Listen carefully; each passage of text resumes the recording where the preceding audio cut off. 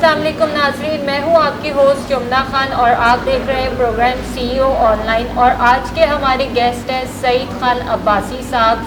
आइए हम इनसे बात करते हैं। सईद साहब, कैसे हैं आप? जी, बहुत शुक्रिया आपका और आपकी लिबरा एचडी की टीम का बहुत शुक्रिया। Welcome to program CEO online. Thank you ji. अच्छा सईद साहब, आप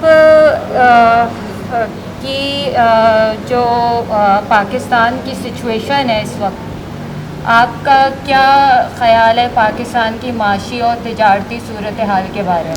देखिए, जिसमें कोई नो डाउट कि पाकिस्तान की जो सबसे बड़ी चीज़ है, आपका घर या आप जैसे ग्रोथ कर रहे हो, तो जो एक टोटल एक मुल्क की ग्रोथ रेट होती है जो जीडीपी की होती है, वो आपकी बहुत कम है। मुल्क की हालात नो डाउट के बहुत बड़े मसाइल के शिकार हैं और इसमें कोई शक नहीं कि पाकिस्तान का तिजारती तबका, पाकिस्तान का बिजनेसमैन, पाकिस्तान की बिज़नेस कम्युनिटी और हर शोबा हयात जो पाकिस्तान का है वो बहुत बड़े मसाइल का शिकार है और वो एक्सप्रेस करता रहता है। रोज़ाना आप देखें कहीं ना कहीं अपने मामलात का इज़हार करता रहता है, तशवीश का इज़हार करता रहता है, चाहे वो आम एक बंदा हो या चाहे बिज़नेस कम्युनिटी का हो। अच्छा, इसी तरह हुकूमत पर भी, हुकूमत की जानिब से भी हालात कुछ ठीक नहीं है। गवर्नमेंट लेवल पर भी बहुत प्रेशर इंटरनेशनल हमारे पर फॉरेन डेट्स का है, लोकल डेट्स है, हमारे जो हमारे कर्ज़े हैं। तो हम बज़ाहिर जो इस वक्त सिचुएशन है, जो मौजूद सूरत हाल है, वो दुरुस्त नहीं है, लेकिन मैं समझता हूँ कि हमें इसे पॉजिटिव लेना चाहिए। हमें बिल्कुल एक तशवीशनाक सूरत हाल में नहीं जाना चाहिए। हमें अपने आप को कंट्रोल करके पाकिस्तान का एक पॉजिटिव एस्पेक्ट देना चाहिए। उस एस्पेक्ट में हमें ये देखना चाहिए कि पाकिस्तान की मौजूदा सिचुएशन से, क्राइसिस से जो जिस तरह के लोग निकलते, कैसे निकला जाए।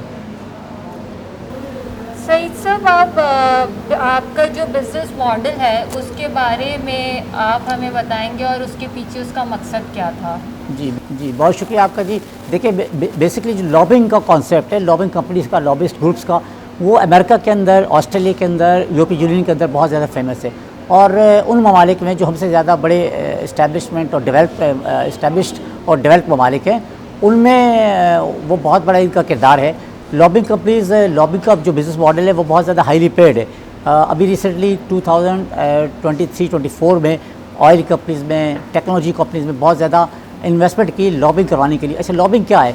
बेसिकली आप अपना इन्फ्लुएंस क्रिएट करवाते हैं।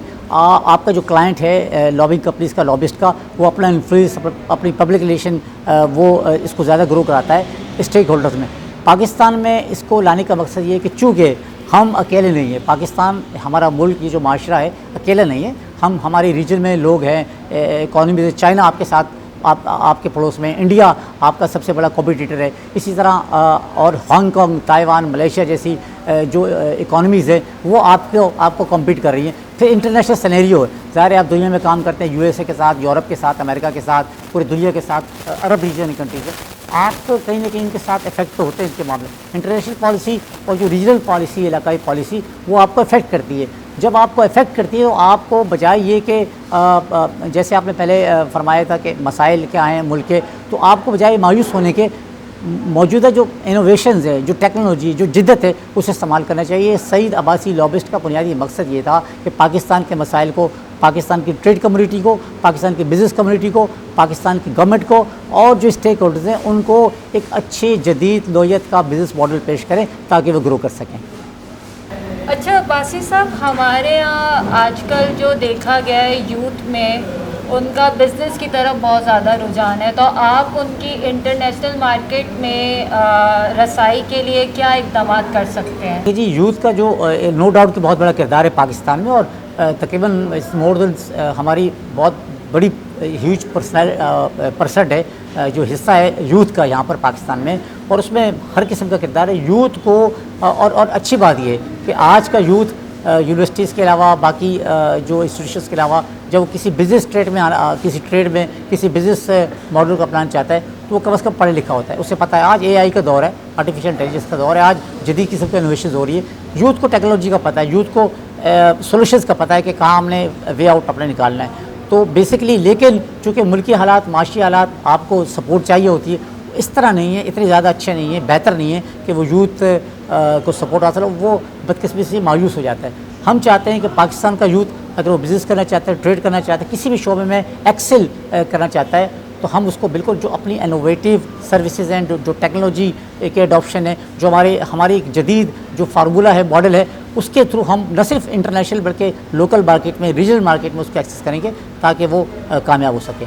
अच्छा अब्बासी साहब, आप बिज़नेस कम्युनिटी को क्या क्या सर्विसेज प्रोवाइड कर सकते हैं? जी, मैंने अर्ज़ किया कि ये जो सर्विसेज हैं वो image building, lobbying, actually we are lobbyist, हम लॉबिंग है, हम आपका सरसों बढ़ाएंगे।